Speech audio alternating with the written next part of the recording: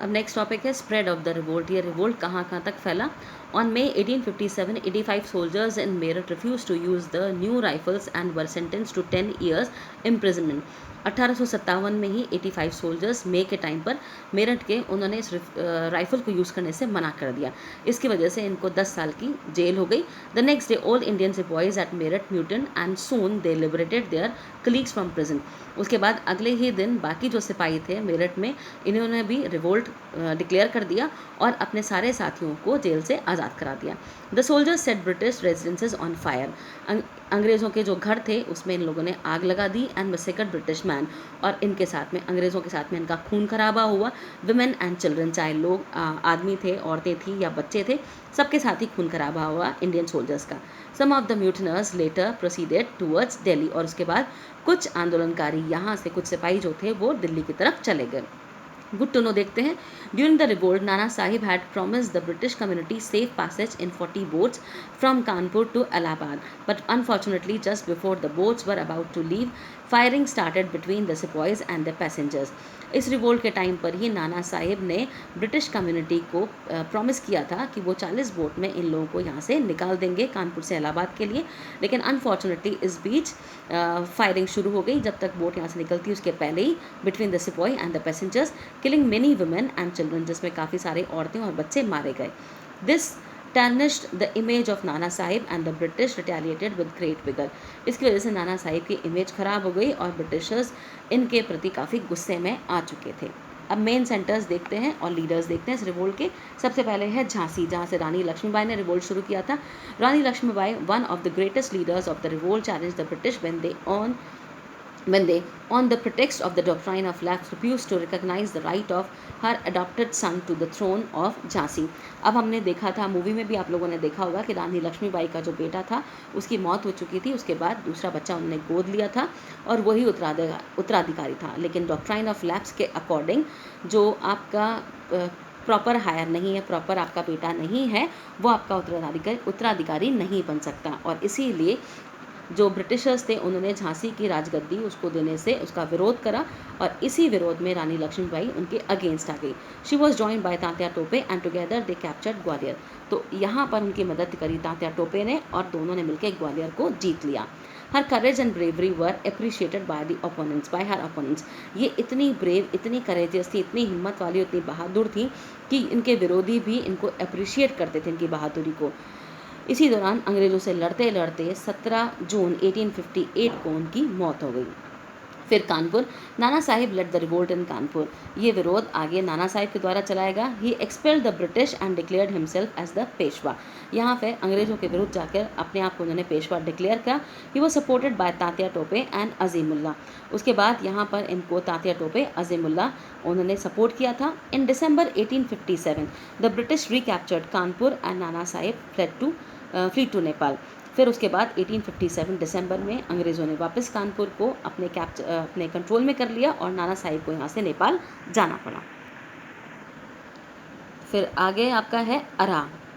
The revolt in Arrah was led by an old chieftain Kunwar Singh. यहाँ पे इस रिवोल्ट को आगे बढ़ाने वाले यहाँ के चीफ थे, पुराने मुखिया थे कुंवर सिंह, जगदीशपुर के।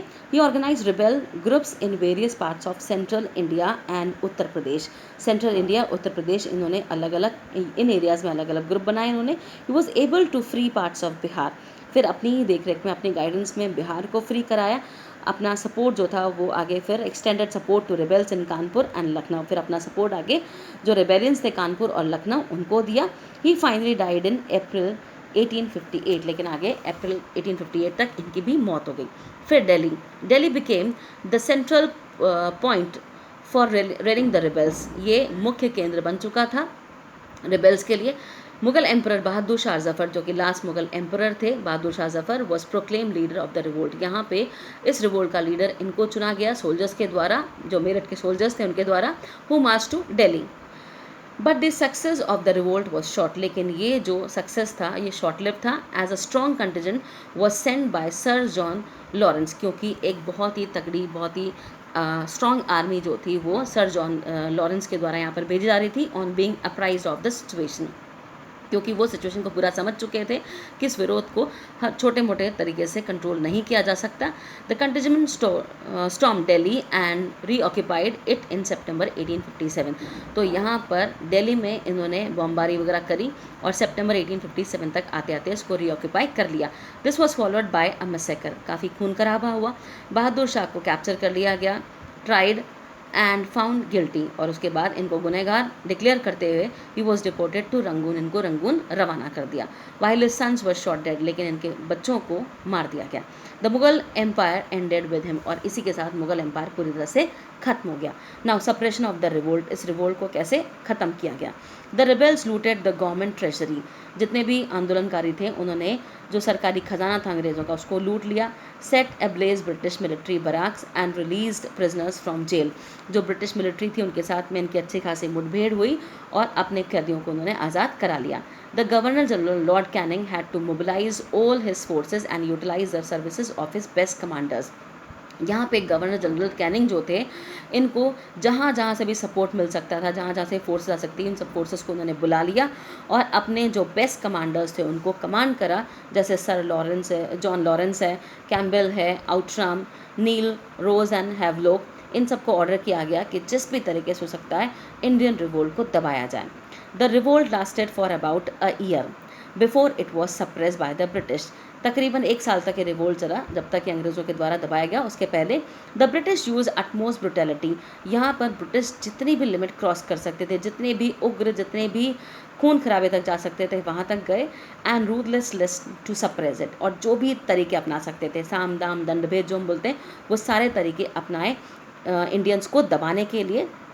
उसके बाद हम देखते हैं दे बर्नट डाउन विलेजेस, पूरे गांव के गांव इन्होंने जला दिए थे। And restore to public hangings और blowing people by tying them to the mouth of cannons, यहाँ तक कि लोगों को जो तोप होती है उनके मुंह पे बांध के भी, इनको मुंह के आगे बांध कर भी उड़ा दिया गया।